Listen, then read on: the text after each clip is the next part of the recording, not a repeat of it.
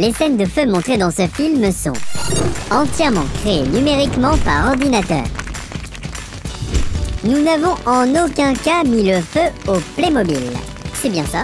Tout à fait, nous n'avons pas mis le feu. En aucun cas.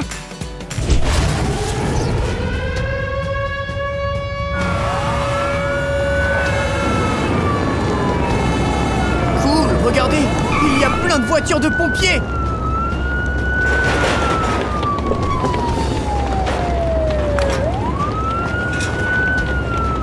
Mais la maison est en flammes. Lancez les pompes!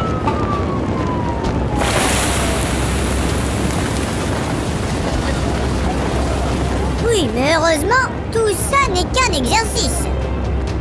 Mais dis-moi, Robert, pourquoi certains pompiers ont une bouteille de plongée sur le dos?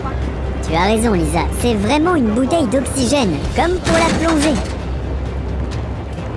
La fumée et les émanations sont très dangereuses. Le casque et le masque respiratoire protègent le pompier contre cela. Il reçoit de l'air sain à respirer par la bouteille d'air comprimé.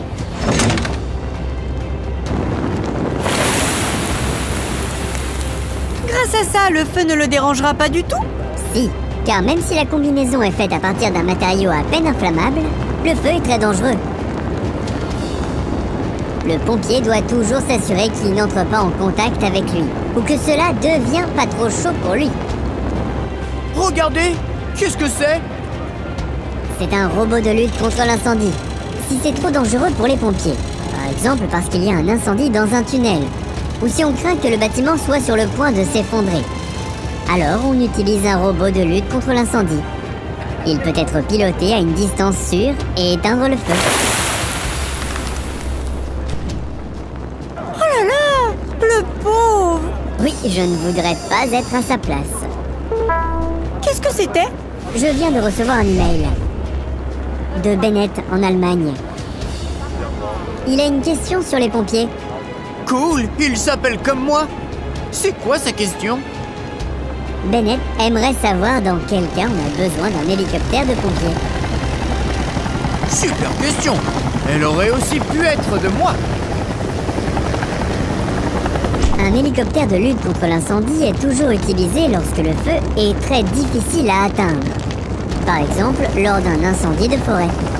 Comme on a une meilleure vue d'ensemble depuis les airs, le pilote peut donner au service de secours au sol des informations précises sur l'endroit où se trouve l'incendie.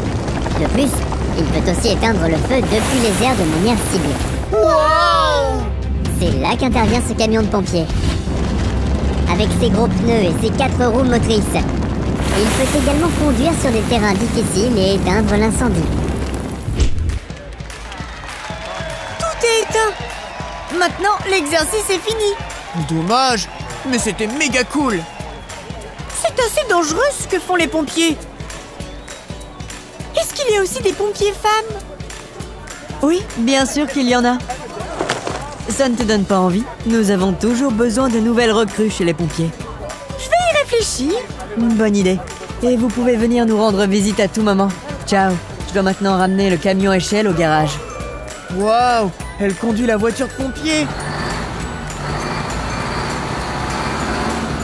Moi aussi, je veux la conduire. Voilà que mon petit frère est tout étonné. Merci Robert pour ces super explications. De rien, Lisa. Vous aussi, si vous avez des questions, écrivez-nous à robert@playmobil.com.